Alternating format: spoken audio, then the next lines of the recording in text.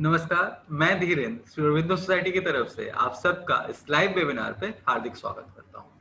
ये webinar organise किया जा रहा है श्री अरविंदो सोसाइटी द्वारा और इसे स्पॉन्सर कर रहे हैं एचडीएफसी बैंक। नवाचारों की इन कड़ी में हम पिछले कई दिनों से आपसे विभिन्न राज्यों के शिक्षकों द्वारा दिए गए नवाचार डिस्कस कर रहे हैं।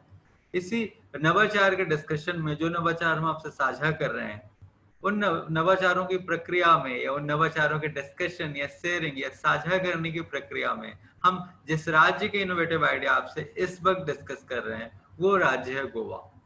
तो गोवा के इनोवेटिव टीचर्स ने हमें क्या इनोवेटिव आइडियाज दिए, वो सारे इनोवेटिव आइडियाज हम आपसे इस हफ्ते डिस्कस करेंगे। हम इस सीरीज में जो तीसरी केस स्टडी गोवा के शिक्षकों द्वारा दी गई उस केस स्टडी पर आज आपसे डिस्कस करेंगे और उस केस स्टडी का नाम है सामुदायिक सहभागिता।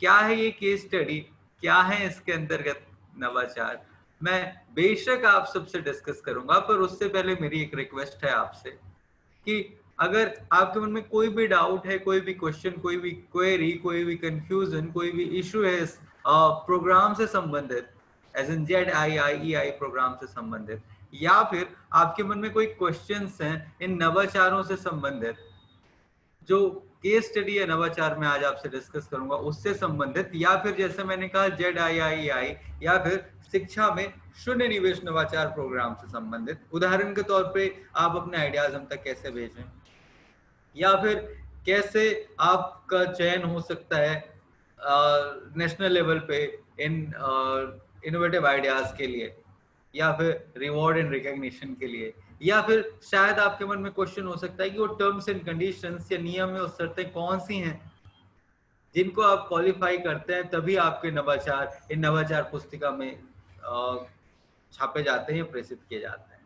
तो ऐसे कोई भी आपके पास क्वेश्चंस, कोई भी डाउट है इस केस स्टडी, इस नवाचार या फिर इस प्रोग्राम से संबंधित, तो आप बिल्कुल मेरे से पूछ सकते हैं। वेबिनार के अंत में मैं आपको समय दूंगा जहां पे आपके पास कोई भी ऐसे क्वेश्चंस हैं तो आप मुझसे पूछ सकते हैं। इसके अलावा अगर आपके कोई अनुभव हैं, कोई एक्सपीरियंसेस हैं जो आप मेरे साथ साझा करना चाहते हैं और मेरे माध्यम से सिर्फ मुझ तक ही नहीं, आप देश के सभी उन शिक्षकों, सभी उन व्यक्तियों तक जो हमारे इस प्रोग्राम को चाहे तो फेसबुक या फिर यूट्यूब या फिर जूम के माध्यम से देख रहे हैं या देखेंगे, आप उन तक भी अपनी बात, अपने अनुभव, अपने एक्सपीरियंसेस साझा कर सकते हैं, पहुंचा सकते हैं। इसके लिए जैसे मैंने कहा, आप सेशन के अंत में अपने अनुभव मुझसे साझा कर सकते हैं और मुझे बहुत खुशी होगी आपके अनुभवों को प्राप्त करके, आपके अनुभवों को सुन करके, आपके एक्सपीरियंसेस को साझा करके। तो आप निश्चित तौर पर अपने एक्सपीरियंसेस, अपने अनुभव और अपने क्वेश्चंस हमारे साथ साझा कर सकते हैं। हम पूरी कोशिश करेंगे कि आपके क्वेश्चनों का, आपके प्रश्नों का उत्तर दे सकें या दे। आइए बढ़ते हमारे आज की केस स्टडी की तरफ, जिसका नाम है सामुदायिक सहभागिता। सामुदायिक सहभागिता ये ऐसी केस स्टडी है जो लगभग आपको सभी इनोवेटिव बुकलेट्स में मिल जाएंगी। जो भी हमारी विभिन्न राज्यों की नवाचार पुस्तिकाएं, लगभग सारी पुस्तिकाओं में आपको सामुदायिक सहभागिता या फिर कम्युनिटी पार्टिसिपेशन, ये इनोवेटिव आइडिया या ये इनोवेटिव केस स्टडी देखने को मिलेगी। कारण ये है कि हम सब जानते हैं कि अगर शिक्षा एक त्रिभुज है, शिक्षा को अगर मैं एक त्रिभुज बनाऊं तो उसकी एक भुजा शिक्षक है, दूसरी भुजा विद्यार्थी है, तो तीसरी भुजा उसके अभिभावक हैं, पेरेंट्स हैं, समुदाय। और हम सब जानते हैं कि कोई भी त्रिभुज तभी बन सकता है, तभी उसका निर्माण हो सकता है जब उसकी तीनों भुजाएं एक साथ हो। अगर तीनों भुजाएं एक साथ नहीं है, आपस में मिली हुई नहीं है, आपस में जुड़ी हुई नहीं है, उनमें सहभागिता नहीं है, कनेक्टिविटी नहीं है, कनेक्शन नहीं है, आपस में कनेक्टेड नहीं है, तो वो सहभागिता या वो त्रिभुज कभी भी निर्मित नहीं हो सकता। और इसीलिए कम्युनिटी पार्टिसिपेशन या सामुदायिक सहभागिता खास तौर पे, वैसे तो सारे स्कूलों के लिए, पर अगर हम गवर्नमेंट स्कूल्स की बात करें तो स्पेशली टीचर्स का कंसर्न होता है कि सर जो पेरेंट्स हैं, जो समुदाय है, वो कनेक्टेड नहीं है विद्यालय के साथ, वो अपने बच्चों को स्कूल नहीं भेजता है। तो ऐसे कई सारे कंसर्न है जो गवर्नमेंट स्कूल्स के साथ होते हैं या गवर्नमेंट स्कूल के टीचर्स ने हमसे बताए, साझा किए। और अक्सर देखा गया है कि जो निरक्षर अभिभावक हैं वो शिक्षा के महत्व को नहीं समझते, और क्योंकि अभिभावक स्वयं शिक्षा के महत्व को नहीं समझते, इसीलिए वो अपने बच्चों को भी स्कूल नहीं भेजता है।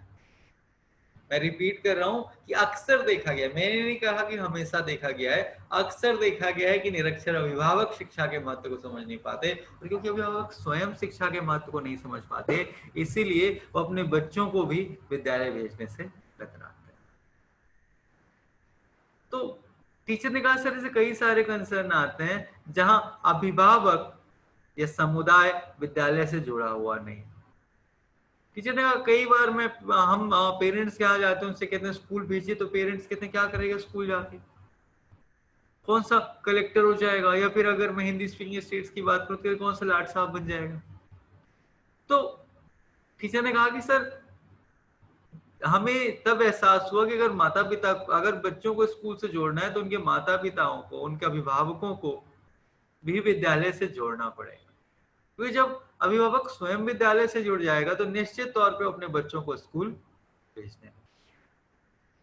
और कहते भी है ना कि स्वस्थ समुदाय में ही स्वस्थ विद्यालय की परिकल्पना की जा सकती है, और स्वस्थ विद्यालय से ही स्वस्थ समुदाय का निर्माण होता है। तो दोनों एक दूसरे के पूरक हैं। अगर स्वस्थ विद्यालय नहीं रहेगी तो स्वस्थ समुदाय नहीं हो सकता, और यकीन मानिए अगर समुदाय, कोई भी एरिया, कोई भी मोहल्ला, आप खुद मन से सोच करके देख लीजिए, अगर कोई समुदाय ऐसा है जहां लोग लड़ाई झगड़ा करते हैं, दारू वगैरह पीते हैं, मिलजुल के नहीं रहते हैं, चोरी डकैती होती है जिस मोहल्ले में, आप अक्सर देखोगे उस मोहल्ले, उस समुदाय का विद्यालय भी बेहतर कभी नहीं हो सकता।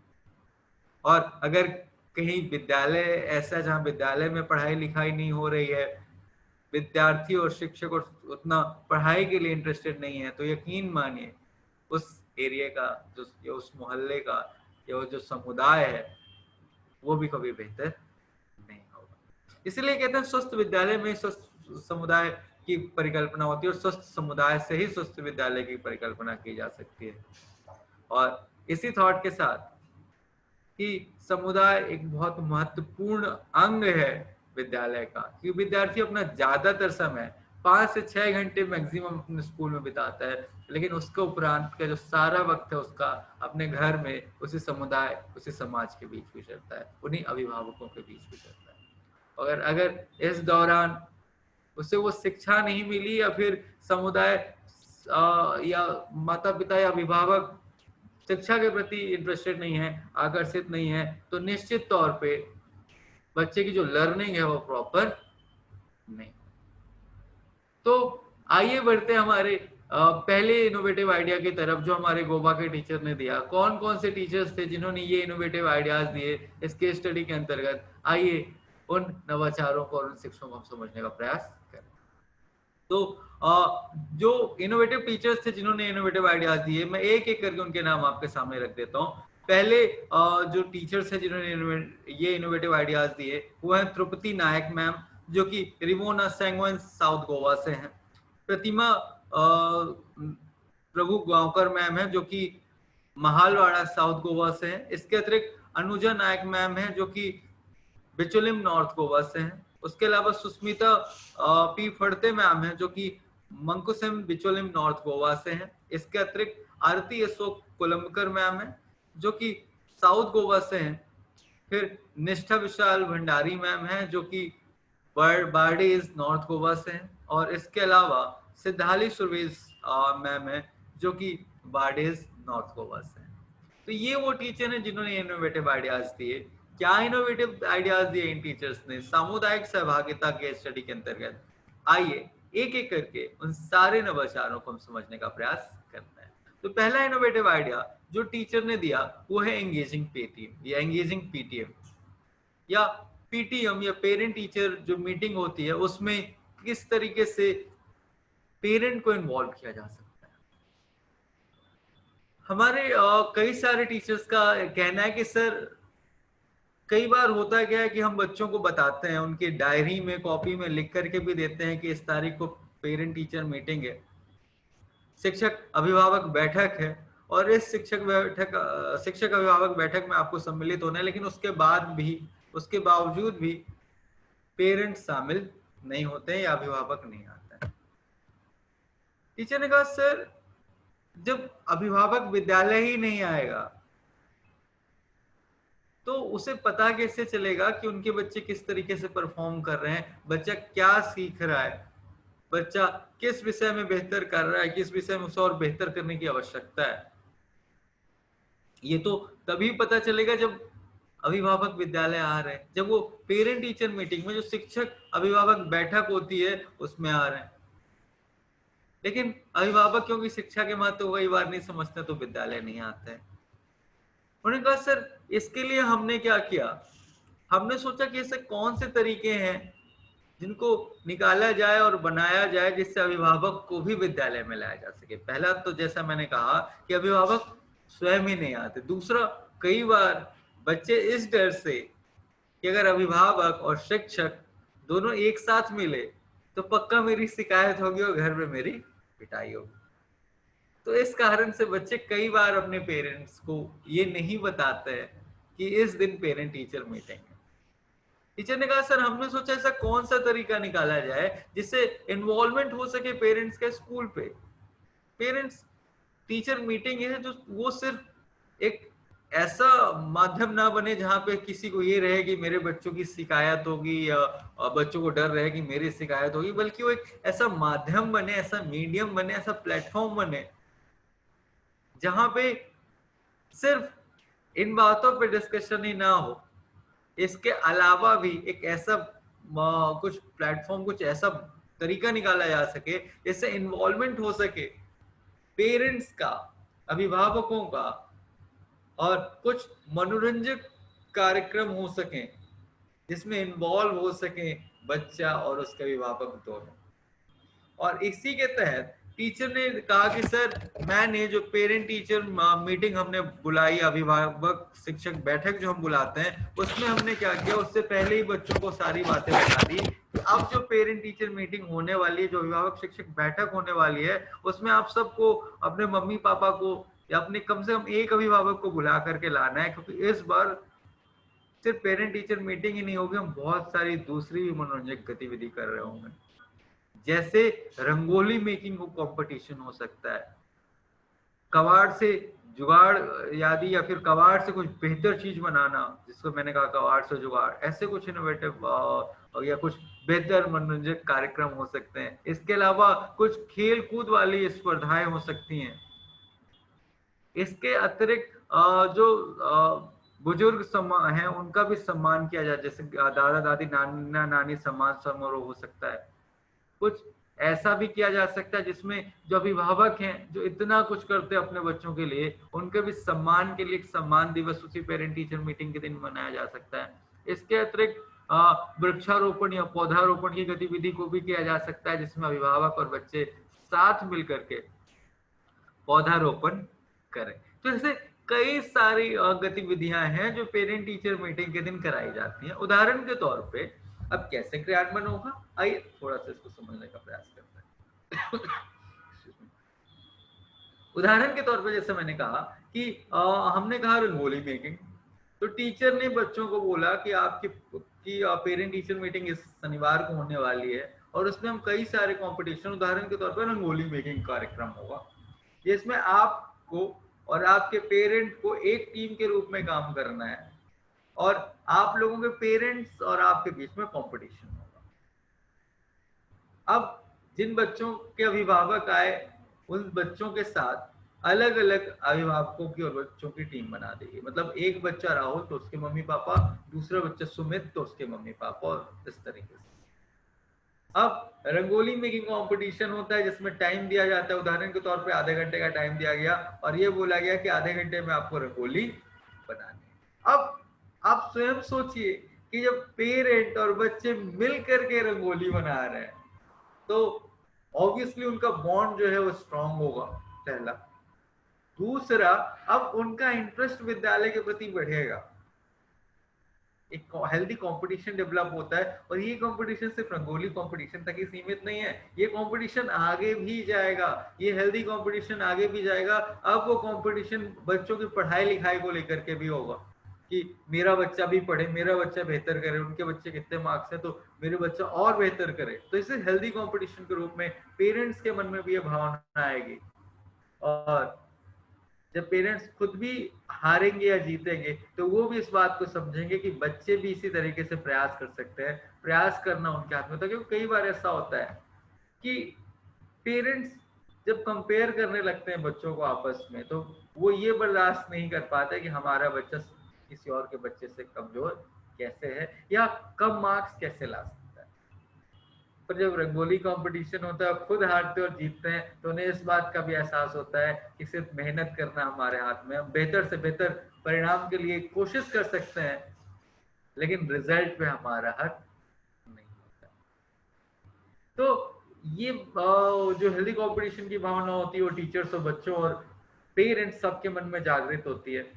जो पेरेंट्स जीतते हैं उन्हें ज्यूरी होती है टीचर्स की, और कुछ जो कमेटी होती है शिक्षक अभिभावक संघ की, जो कमेटी होती है एसएमसी जिसे बोलते हैं, उसमें भी उसके जो मेंबर होते हैं, गांव के सरपंच हो गए, गांव के प्रधान हो गए, ये मिल करके डिसाइड करते हैं, और अंत में जो अभिभावक और बच्चे की टीम विनर होती है उन्हें तालियों के माध्यम से उनको सम्मानित किया जाता है, या फिर बच्चों द्वारा ही पुष्प गुच्छ से उन्हें, बच्चों द्वारा बनाए पुष्प गुच्छ या कार्ड से उन्हें सम्मानित भी किया जाता है।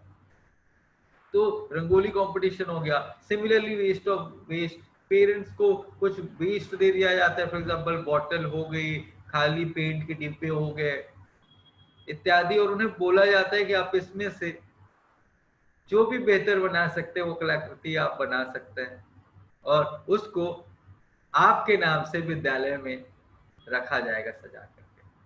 तो पेरेंट्स कोशिश करते हैं अपना बनाते हैं, और जिस पेरेंट की और जिस बच्चों की जो टीम रहती है जिनका सबसे अच्छा रहता है उन्हें भी सम्मानित किया जाता है। तो इससे बच्चों की क्रिएटिविटी बढ़ती है, रचनात्मक कौशल बढ़ती है, जो एक लगाव होता है अभिभावक शिक्षक और बच्चों के बीच में ये भी बेहतर होता है, बेहतर संवाद होते हैं, जो कम्युनिकेशन स्किल्स है बच्चों की वो भी बढ़ती है, इंटरपर्सनल स्किल्स बच्चों की बढ़ती है, तो कई सारी क्वालिटीज यहाँ पे बच्चों की बढ़ती है, और जो एक रिलेशन, एक बॉन्डिंग होती है between a community and teacher and student, वो भी एक साथ बढ़ती चलती है।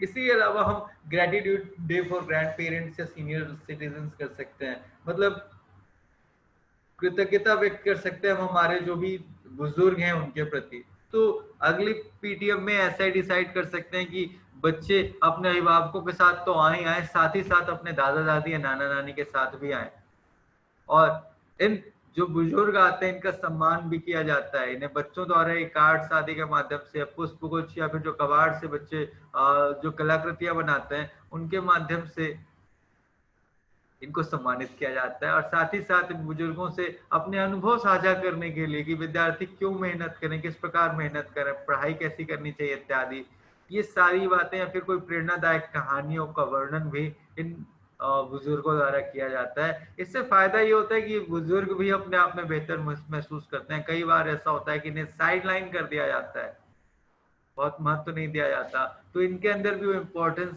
की भावना जागृत होती है, इन्हें भी स्पेशल फील होता है, और बच्चों के मन में भी अपने दादा दादी नाना नानी के प्रति सम्मान जागृत होता है। इसके अलावा थैंकिंग पेरेंट्स कर सकते एक या अभिभावक सम्मान करके एक हम संगोष्ठी कर सकते हैं, जिसमें जो अभिभावक हैं, हम सब जानते हैं कि पेरेंट्स कितना कुछ नहीं करते अपने बच्चों के लिए, वो खुद तकलीफ सहते हैं, खुद मुसीबतें सहते हैं, लेकिन अपने बच्चों को बेहतर से बेहतर सुविधा मुहैया कराने का प्रयास करते हैं। और इसी कारण से वैसे तो कहा जाता है कि माता पिता का जितना भी उनके प्रति कृतज्ञता व्यक्त कीजिए, जितना भी धन्यवाद व्यक्त कीजिए वो कम ही है, लेकिन फिर भी हमें प्रयास तो करना चाहिए कि हम उन्हें ये महसूस कर रहा है कि हम जो भी हैं उन्हीं के वजह से हैं, जैसे भी हैं उन्हीं के वजह से, और ये उन्हीं की मेहनत थी जिसकी वजह से हम कुछ बेहतर कर पा रहे हैं। तो थैंकिंग पेरेंट नवाचार के अंतर्गत पेरेंट टीचर मीटिंग के दिन पेरेंट्स को बुलाया जाता है, और उनको बच्चों द्वारा ही, उनके स्वयं के बच्चों द्वारा सम्मानित किया जाता है। जैसे मैंने कहा, पुष्प गुच्छ आदि के माध्यम से, या आर्ट एंड क्राफ्ट क्लासेस में बच्चों ने जो कुछ प्राप्त की चीजें बनाई उनके माध्यम से उन्हें सम्मानित किया जाता है और उन्हें यह एहसास कराया जाता है कि उनका महत्व बहुत है।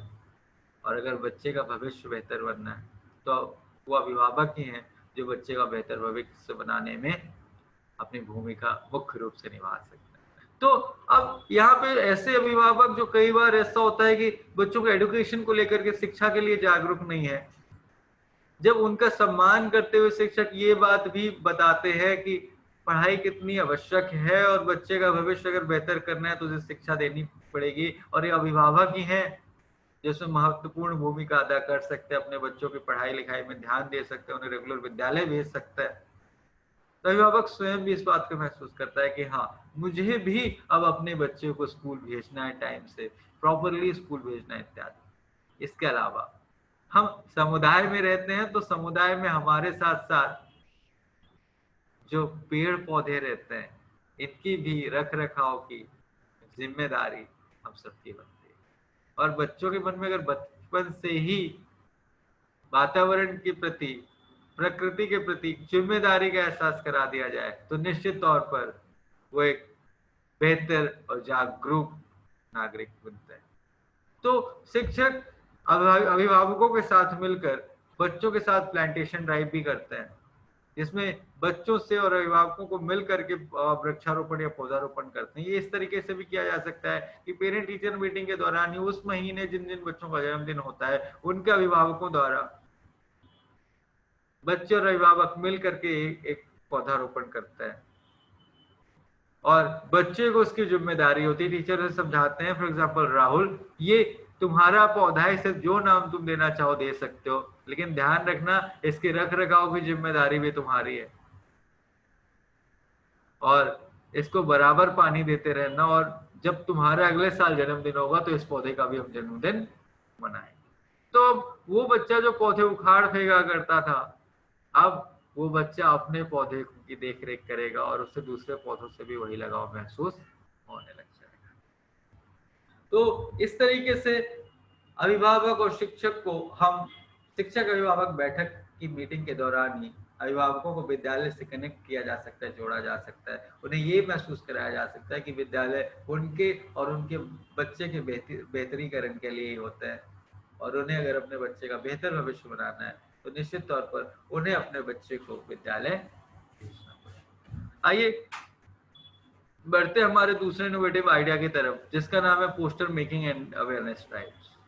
मतलब पोस्टर निर्माण एवं जागरूकता अभियान। क्या है पोस्टर निर्माण एवं जागरूकता अभियान? आइए थोड़ा सा इसको समझने की कोशिश करते हैं। हम सब जानते हैं कि सरकार की जो भी योजनाएं हैं, जो भी पहल है, जो भी शिक्षकों द्वारा किया गया प्रयास है, वो तभी सफल होता है अगर लोग, समुदाय और समाज उसका भली भांति पालन करते हैं।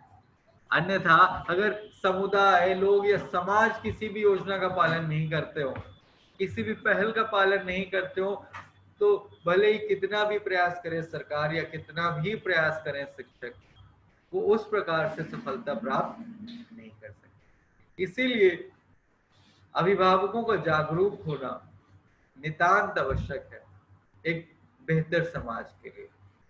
और इसी कारण से टीचर ने जो इनोवेटिव आइडिया दिया उसका नाम है पोस्टर निर्माण एवं जागरूकता अभियान। पोस्टर निर्माण एवं जागरूकता अभियान के तहत बहुत सारे जो योजनाएं हैं, बहुत सारे जो प्रयास हैं एक बेहतर वातावरण, बेहतर एनवायरनमेंट के लिए, बेहतर समाज के लिए, बच्चों के एजुकेशन के लिए, टॉयलेट घर में मतलब जो टॉयलेट्स हैं वॉशरूम का इस्तेमाल करने के लिए, खुले में कचरा ना फेंकने के लिए, गंदगी ना फैलाने के लिए इत्यादि, ये जो सारे ड्राइव्स हैं, सारे कैंपेन हैं, सारी योजनाएं हैं, ये तभी सफल हो सकती हैं जब समुदाय भी उस योजना को, उस प्रयास को सफल बनाने के लिए कंधे से कंधा मिलाता हुआ सरकार और शिक्षक के साथ खड़ा हो। और जो भी सरकारी योजना आती है खासतौर पे समाज के बेहतरीकरण के लिए, यकीन मानिए उसमें शिक्षक का बहुत महत्वपूर्ण रोल है। क्योंकि आप ही हैं जो भविष्य निर्माता है, आप ही हैं जो बच्चों का भविष्य किस तरीके से होगा, बच्चे कैसे नागरिक बनेंगे, जिम्मेदार नागरिक बनेंगे, या फिर वो सिर्फ दोहा नहीं करेंगे समाज में, या समाज या देश के द्वारा प्राप्त वस्तुओं का या प्राकृतिक संसाधनों का। ये पूर्ण रूप से निर्भर करता है कि उन्हें हम आज कैसे शिक्षा दे रहे हैं। और अगर हमें जागरूक नागरिक बनाना है, इन्हीं बच्चों को जिम्मेदार नागरिक बनाना है, तो हमें निश्चित तौर पर कुछ प्रयास तो अभी से करने होंगे एक शिक्षक के तौर पर। और इसीलिए शिक्षक एक मीटिंग करते हैं जिसमें वो अभिभावकों और बच्चों को आसपास की साफ सफाई, बच्चों को स्कूल भेजने, टॉयलेट का इस्तेमाल करने, कचरा खुले में ना फेंकने इत्यादि बहुत सारी जानकारियां देते हैं और उन्हें बतलाते हैं कि इन सब की जिम्मेदारी हमारी है और हमें सही तरीके से निर्वहन करना है। उदाहरण के तौर पर अगर स्वच्छ भारत अभियान है, अगर नरेंद्र मोदी जी की गवर्नमेंट ने स्वच्छ भारत अभियान एक कैंपेन लाया हमारे प्रधानमंत्री जी ने, तो ये हम सबकी जिम्मेदारी बनती है कि हम इस अभियान को सफल बनाएं। अगर मैं इस अभियान की ही बात करूं तो निश्चित तौर पे एक बहुत अच्छा कैंपेन है, बहुत अच्छा ड्राइव है। हम सब मानते हैं कि स्वच्छता ना होने से बहुत सारी बीमारियां पनपती, अगर स्वच्छता होगी तो बीमारियां नहीं पनपेगी। निश्चित तौर पे इस प्रोग्राम को सफलता प्राप्त हुई, इस कैंपेन को सफलता प्राप्त हुई, लेकिन आशातीत सफलता, जैसे सफलता उम्मीद की जा रही थी, वो सफलता प्राप्त नहीं हुई। और जानते हैं क्यों? उसका कारण ये है कि जो समुदाय है, जो व्यक्ति हैं, जो नागरिक हैं, वो खुद जागरूक नहीं है। अगर हम सब आज इसी वक्त देश के 130-135 करोड़ लोग अभी प्रण ले कि आज 11:35 में मैं प्रण लेता हूं कि हमने जो गंदगी अभी हो चुकी वो ठीक है, उसके लिए संभालने के लिए, उसको साफ करने के लिए म्युनिसिपैलिटी के कर्मचारी हैं या सफाई कर्मी हैं, लेकिन हम डिसाइड करते हैं कि हम आज के बाद कचरा नहीं फैलाएंगे, हम खुले में गंदगी नहीं, हम गंदगी खुले में नहीं करें, खुले में शौच नहीं जाएंगे, हम कचरा इधर उधर नहीं फेंकेंगे, हम कूड़ा करकट इधर नहीं फेंकेंगे, इधर उधर नहीं फेंकेंगे। यकीन मानिए, और मैं आपसे ही पूछूं अगर, तो इस ड्राइव को सफल होने में कितना समय लगेगा? उत्तर पता है आपको क्या है? ये उत्तर है, एक क्षण में ये ड्राइव, ये कैंपेन, ये योजना, ये अभियान सफल हो जाएगा। और इसके लिए हम सबको प्रयास करने की आवश्यकता है। शिक्षक इस तरीके से बातें अभिभावकों के बीच करते हैं, उन्हें महसूस कराने का प्रयास करते हैं कि ये देश, ये समाज हमारा है और इसके रख रखाव की, इसके बेहतरीकरण की जिम्मेदारी भी हमारी ही बनती है। इसके बाद आर्ट एंड क्राफ्ट की क्लासेस में टीचर बच्चों से विभिन्न पोस्टर, बैनर इत्यादि बनवा सकते हैं, विभिन्न प्ले कार्ड इत्यादि बच्चों के द्वारा बनाए जा सकते हैं। और फिर एक दिन डिसाइड किया जाता है कि इस दिन हम फेरी पे या रैली पे जाएंगे और बच्चे नारे लगाते हुए उन पोस्टर्स में कुछ नारे लिख सकते हैं। फॉर एग्जाम्पल स्वच्छ भारत अभियान की अगर हम बात करें तो स्वच्छ वातावरण, स्वस्थ समाज, या फिर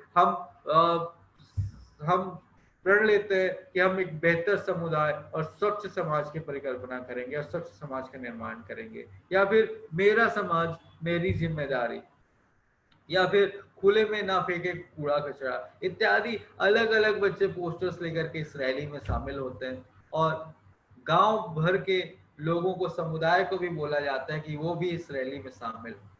जब समुदाय के व्यक्ति देखते हैं कि उनके बच्चे किस तरीके से इस रैलियों में शामिल हो रहे हैं और खुद अपने बच्चों को इनमें पार्टिसिपेट करते हुए देखते हैं, तो उनके मन में भी भाव आता है कि जब बच्चे इस तरीके से साफ सफाई रख सकते हैं या बच्चे स्वयं साफ सफाई के प्रति जब जागरूक हैं, तो हमें भी इन बातों का पालन करना चाहिए, या फिर बालिकाओं को स्कूल नहीं भेजना इत्यादि। तो ये सारी ड्राइव बच्चों द्वारा ही चलाई जाती है, अभिभावकों की देख रेख में चलाई जाती है। अभिभावक सुनिश्चित करते हैं कि जब बच्चे रैली में जाएं तो कुछ वॉलंटियर बनाया जाता है, डिसाइड किया जाता है कि कहाँ से कहाँ तक जाना है और एक लाइन पे जाए, रोड के बीच में ना आए। ये सारी जिम्मेदारी शिक्षकों की और समुदाय के उन अभिभावकों की भी जो इस कमेटी का हिस्सा है उनकी भी जिम्मेदारी होती है। और अभिभावक, शिक्षक और विद्यार्थी तीनों मिल करके ये ड्राइव को सक्सेसफुल या सफल बनाता है। आइए बढ़ते हैं हमारे तीसरे इनोवेटिव आइडिया की तरफ, जिसका नाम है मिडिल क्लासेस और स्टूडेंट्स एंड पेरेंट्स। कई सारे बच्चे ऐसे होते हैं जो संकोच बस कई बार अपनी बात नहीं कह पाता है, या उदाहरण के तौर पर बच्चे के मन में कोई डाउट आया तो वो कई बार टीचर से नहीं पूछता है, इस संकोच में कि मेरे साथी मित्र क्या कहेंगे कि तुझे इतना भी प्रश्न का उत्तर नहीं पता, या टीचर न बोले कि जब मैं बता रहा था तो तुम कहाँ थे, तुम्हारा ध्यान कहाँ था, इत्यादि। या अभिभावकों के मन में कई बार कुछ शंकाएं होती हैं, प्रश्न उठता है, और टीचर कई बार ऐसा होता है, अगर हम ग्रामीण परिवेश की बात करें तो बहुत सारे गांव ऐसे हैं जहाँ पे शिक्षक ही वो व्यक्ति हैं जो सबसे ज्यादा पढ़े लिखे हुए हैं। तो ऐसी स्थिति में बच्चों की काउंसलिंग और पेरेंट्स की भी काउंसलिंग कई बार शिक्षक ही कर सकते हैं, शिक्षक ही करता है। और इसी कारण से कि बच्चों के मन में जो भी डाउट आ रहे हैं या पेरेंट्स के मन में जो भी डाउट आ रहे हैं, उनको किस तरीके से उनका आंसर किया जा सके या किस तरीके से उसको सोल्यूशन प्रोवाइड किया जा सकता है, शिक्षक ने एक स्पेशल क्लासेस निकाली जिनको हम रेमेडियल क्लासेस बोलते हैं, जिसमें बच्चे और अभिभावकों के लिए अलग से टाइम डिसाइड किया जाता है, जो यूजुअली विद्यालय के टाइम के बाद होता है। तो आधे एक घंटे का समय शिक्षक अपना इसमें डिसाइड कर सकते हैं, जिसमें बच्चों के अभिभावक आ सकते हैं। उदाहरण के तौर पर बच्चा स्कूल नहीं आ रहा है या होमवर्क प्रॉपर करके नहीं आ रहा है। अब जब बच्चा होमवर्क प्रॉपर करके नहीं आ रहा है तो शिक्षक डिसाइड करते हैं एक दिन और उसको बोलते हैं कि आप अपने अभिभावकों के साथ आइए। और बच्चा जब अपने अभिभावक के साथ आता है छुट्टी उपरांत, या बच्चा स्कूल में या अभिभावक उसके आते हैं, तो फिर टीचर उनसे डिस्कस करते हैं, उनसे समझने का प्रयास करते हैं कि आखिर बच्चा होमवर्क क्यों नहीं कर रहा है, और अगर बच्चा होमवर्क नहीं कर रहा है तो अभिभावक उसमें क्या भूमिका अदा कर रहे हैं, क्या वो ध्यान दे पा रहे हैं बच्चे की शिक्षा में, बच्चे के होमवर्क करने में या नहीं। अगर वो पढ़ने लिखने में शिक्षक हैं अभिभावक, तो क्या वो बच्चे को होमवर्क करा रहे, और अगर पढ़े लिखे नहीं है तो फिर भी क्या वो बच्चों को ये बोल रहे हैं कि तुम होमवर्क करो अपना और होमवर्क करके ही खेलने जाओ। तो ये सारी जो गतिविधियां शिक्षक ही करता है, और बच्चे और शिक्षक और अभिभावक तीनों एक साथ जुड़ करके इन जो समस्या, जो चुनौतियां आ रही है, उनका हल निकालने का प्रयास करता है। सो जो रिमिडल क्लासेस स्पेशली उन बच्चों के लिए होती हैं जो सही तरीके से सब्जेक्ट को नहीं समझ पा रहे हैं, या फिर ऐसे बच्चों के लिए जिनके लिए शिक्षक को लगता है कि कुछ अलग से समय देना आवश्यक है, या फिर ऐसे बच्चों के लिए जिनको शिक्षकों को लगता है कि इनकी काउंसलिंग करने की आवश्यकता है, इनको और गहराई से जानने की आवश्यकता है, और इसके लिए इनके पेरेंट्स, इनके अभिभावक से भी बात करनी पड़ेगी। हम सब जानते हैं कि अलग अलग बच्चों को अलग अलग लर्निंग स्टाइल होता है, कोई बहुत तेजी से बातें समझ जाता है, कोई स्लो लर्नर होता है और थोड़ा सा टाइम लेके टॉपिक समझता है। तो शिक्षक भी इन सारी बातों को ध्यान में रखते हुए रेमेडियल क्लासेस बनाता है। जैसे मैंने कहा, जब रेमेडियल क्लासेस होती हैं अभिभावकों और बच्चों की, तो ये पहले से ही बच्चों को बुला दिया जाता, बता दिया जाता है, उन्हें बोला जाता है कि आपको अपने अभिभावकों के साथ ही विद्यालय आना। इस जो रेमेडियल क्लासेस का प्रमुख उद्देश्य ये है कि शिक्षकों को भी अवेयर करना, उन्हें जागरूक करना कि बच्चा किस तरीके से विद्यालय में परफॉर्म कर रहा है। अगर बच्चा कहीं बेहतर नहीं कर पा रहा है तो किस तरीके से अभिभावक उसको बेहतर कराने में सहायक हो सकता है। इसके साथ साथ बच्चों की काउंसलिंग और अभिभावकों को ये एहसास कराना कि बच्चे की पढ़ाई के प्रति उनकी भी उतनी ही जिम्मेदारी बनती है, उनको भी उतना ही ध्यान देने की आवश्यकता है जितना एक शिक्षक को ध्यान देना होता है। और अगर इसके बाद अभिभावकों के मन में कोई भी समस्या है, कोई भी डाउट है, कोई क्वेश्चन है, तो शिक्षक उन क्वेश्चंस, उन डाउट का भी निराकरण करता है। तो ये एक इंटरैक्टिव प्लेटफॉर्म बनता है जहाँ पे आचार विचार अपने और अपनी बातें आपस में शेयर होती हैं। जो शिक्षकों के सामने डाउट्स होते हैं, क्वेश्चंस होते हैं, वो शिक्षक करते हैं। जो अभिभावकों या बच्चों के मन में प्रश्न होते हैं, वो प्रश्न शिक्षक द्वारा हल किए जाते हैं। तो ये थे आज के 3 इनोवेटिव आइडियाज जो मुझे आज आपसे डिस्कस करने थे। उम्मीद करता हूँ आज आपको ये इनोवेटिव आइडियाज पसंद आए होंगे।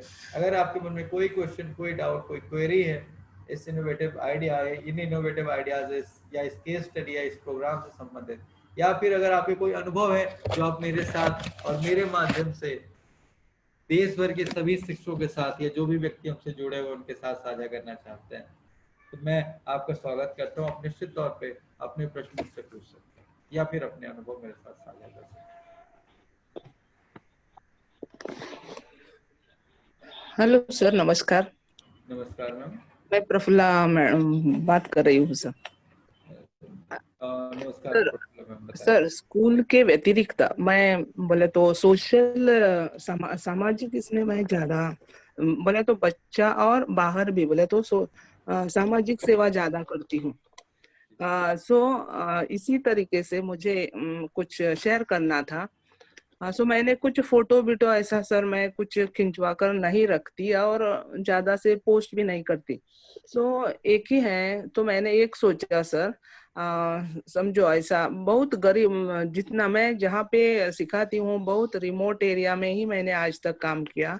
एक एक जगह 10 बरस 5 बरस बोले तो पूरा रिमोट में काम किया। वहाँ का माहौल देखा तो वो लोग बहुत गरीब सर, कुछ बर्तन नहीं, कपड़े नहीं, ऐसा। मैंने क्या किया सर, पहले वो लोगों को कुछ कपड़ा दिया, कुछ कुछ मेरे बच्चों के, भाई के, बहन के, ऐसा बोले तो ऐसा ला कर दिया। एक दिन क्या किया मैं, कुछ एक क्लब था तो क्लब के लोगों ने वो देख लिया। मैं क्या सेवा करती हूँ, कहाँ तक बच्चों मेरे कुछ दत्तक बच्चे हैं, कुछ बहुत बच्चों की मैं फीस ऐसा कुछ अगर उनको कुछ दिक्कत है तो वो मैं पे करती हूँ। किसी को बहुत जन को मैंने नौकरी लगाया। इसी तरह का मेरा काम रहता है। अपना आप ही सर लोग आते, मैं कभी खुद जाने से पहले लोग मेरे पास आते।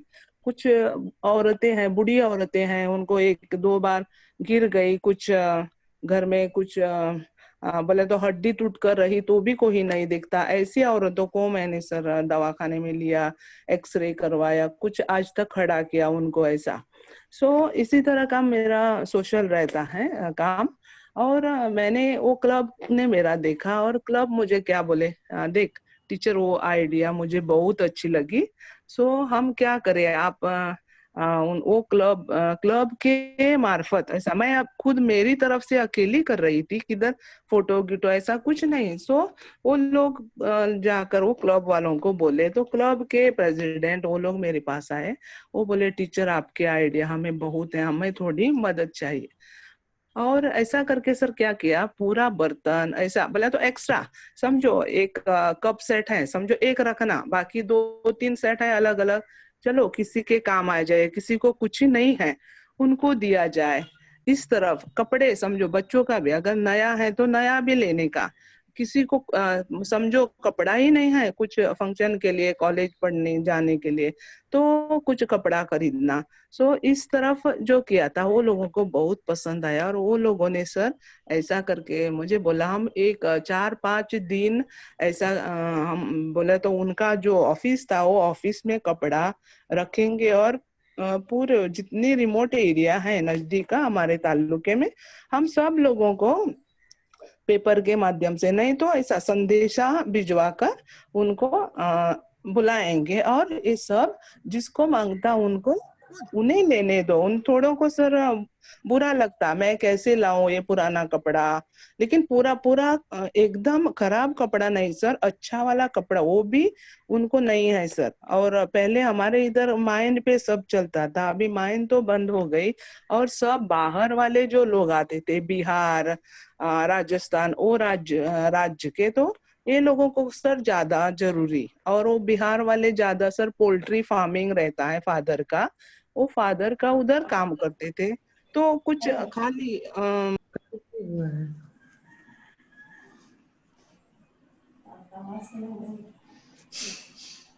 Sir, hello. या हेलो सर। हाँ तो हमें बुरा लगता था, कुछ 40-80 रुपए में क्या होता है, वो बच्चों की देखभाल कैसे, पालन पोषण कैसे करेंगे, कुछ घर का भी सामान, कुछ चावल ऐसा लेकर देना। तो वो क्लब ने सर क्या किया, बहुत कपड़े ऐसा सब बोले तो उनके खुद घर से जैसे मैं करती थी वो लोगों ने भी लाया। और हमने वो 3-4 दिन ऐसा वो रखा सर फंक्शन, और बहुत लोगों ने वो कपड़ा लिया। आज भी सर मैं क्या करती वही बोले तो, अगर समझो किसी को मदद नहीं किया मुझे चैन नहीं आती सर, क्या पता नहीं तो एक एक ऐसा रहता है, कुछ समझो मेरे बैंक में बैलेंस तो कुछ ही नहीं है, लेकिन समझो कुछ रखा भी तो ये लोग पहले आने वाले, ऐसी हालत है सर यहाँ पे लोगों की। तो ये कहाँ पे, ये भी एक आइडियाज उनको अच्छी लगी सर मेरी तरफ से, तो वो बोले क्यों ना हमें आज भी हम ऐसे लोगों की मदद करें। सो आज तक मैं परसों तक ये हमारा गणेश फेस्टिवल था सर, उससे पहले भी मैंने सब लोगों को कपड़ा दिया। कुछ बाद में लॉकडाउन हुआ, फर्स्ट लॉकडाउन हुआ, लोगों को खाना नहीं था। हमारा इधर क्या किया सर, अचानक पहले नहीं बताया था, तो कल से लॉकडाउन शुरू करके अगर एक दिन भी पहले बताया तो कोई सर सामान कुछ लाकर रख सकते थे, लेकिन सामान ही नहीं, अचानक लॉकडाउन। तो हमारे गांव के सरपंच सब फोन करने लगे, मैडम कुछ तो करो, अभी सब लॉकडाउन कंपलसरी है, कुछ दुकान बिकान खुलना नहीं, अगर खुला तो उनको कुछ फाइन, पीआई क्या करते थे, कुछ फाइन ये करते थे। तो मैंने क्या किया, वो लोग तो फोन करते, पीआई को खुद बताया, सर अचानक किया है, वो लोगों को कुछ ही नहीं है, कुछ धान नहीं है घर में, तो कुछ एक बिस्किट का दुकान खुला, थोड़े को ऐसा बिस्किट, कुछ धान वगैरह ऐसा करके वो दिया। बाद में हमारा गांव का सरपंच भी आया, सरपंच को बोली मैं, चलो ये तुम ले लो, लेकर सब गांव को बांटो। सो इसी तरफ सर हमने कुछ इस तरफ मदद कर दी। सो ये नवाचार ऐसा मैंने कभी नहीं डाला, लेकिन स्कूल छोड़कर ऐसा बाकी कुछ आइडियाज हैं, वो खाली मैंने आपको शेयर की, क्योंकि ऐसे बहुत रहते हैं हमारे टीचर लोगों का, तो हमेशा बोला तो दान करने की आदत होती है ज्यादा से ज्यादा टीचर की। सो कहीं वो लोगों का जिस मोहल्ले में वो काम करते, सो ऐसे कोई लोग हैं तो वो लोगों को भी ऐसी सेवा करने का मौका मिले, इसलिए मैंने आपको ये शेयर किया सर। बहुत अच्छी बात है आपने बताई प्रफुल्ला मैम, और सच में इस तरीके से अगर हम मदद करते हैं तो हमें, ठीक है कई बार लगता है कि पहने हुए कपड़े हैं, लेकिन कई सारे लोग ऐसे होते हैं जिनके पास वो कपड़े पहनने की भी या उन कपड़ों की भी व्यवस्था नहीं होती है, अरेंजमेंट उनके पास नहीं होता है। तो बिल्कुल हमें बढ़ चढ़ के जितनी मदद करना चाहिए उतनी या जितनी मदद हम कर सकते हैं उतनी मदद हमें करनी चाहिए। आई एम रियली ग्लैड कि आप इस तरीके से सोचते हैं, इस तरीके से आप मदद करते हैं, इतने मतलब ग्राउंड लेवल पे जा करके, अपने आप में बहुत बड़ी बात है। And I really feel glad कि आपने अपना ये एक्सपीरियंस हमारे साथ साझा किया। लॉकडाउन के टाइम में मैं पर्सनली जानता हूँ कि बहुत सारे लोगों ने सफ़र किया है, खासतौर पे जो मजदूर लोग थे, जो प्रवासी मजदूर हैं, उन्होंने बहुत सफ़र किया है। तो इस तरीके से आप हेल्प कर रहे हैं, ये काबिले तारीफ है। And I am really glad to have like to have you on this platform where you are sharing your experiences with us. Thank you so much Prabhula ma'am. Sir इस तरह के शेयर कर सकते हैं सर। बिल्कुल, आप इस तरीके के इनोवेटिव आइडियाज भी निश्चित तौर पर, क्योंकि ये भी सामुदायिक सहभागिता ही है, और इसको थोड़ा सा किस तरीके से विद्यालय से आपने जोड़ा, स्टूडेंट के साथ जोड़ा, उससे रिलेट करते हुए आप इसको शेयर कर सकते हैं। सर विद्यालय, सर मैंने फोटो नहीं खिंचवाए क्योंकि बच्चों को बुरा लगेगा। नहीं, विद्यालय में मैं खुद भी नहीं बोलता कि ऐसी फोटोज हमें शेयर करनी चाहिए, क्योंकि हाँ, शो ऑफ के लिए चैरिटी कभी नहीं वही होती है। वही सर, सर मेरी वही मेरी आदत नहीं है और मुझे शो ऑफ नहीं करना है। लेकिन स्कूल में क्या किया सर, मैंने पहले कपड़ा रखा बाकी गांव वालों के लिए, उनके पास नहीं थे, तो बच्चों को भी, स्कूल के बच्चों को कपड़े और गांव वालों को कपड़े, कुछ बर्तन ऐसा स्कूल में भी रखा सर मैंने एक दिन, और वो लोग आकर लेके गए।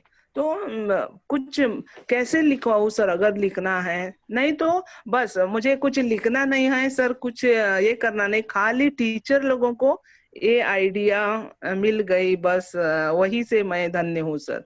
और मैंने मेरा संगीत विद्यालय भी शुरू किया सर मैंने, इसी वास्ते बोले तो कुछ बच्चे उनको कुछ शाम को ऐसा, अगर वो लोग खाली गरीब लोग हैं, ट्यूशन जाते, उनको पैसा नहीं है, तो खाली माँ बाप काम को जाते, कुछ नहीं है पीछे देखने के लिए, तो मैंने संगीत स्वरांगण संगीत विद्यालय करके खुला किया सर, वो गरीब बच्चों को, और मुझे मान्यता भी मिली मुंबई से, और एग्जाम के लिए सेंटर भी मिला मुझे।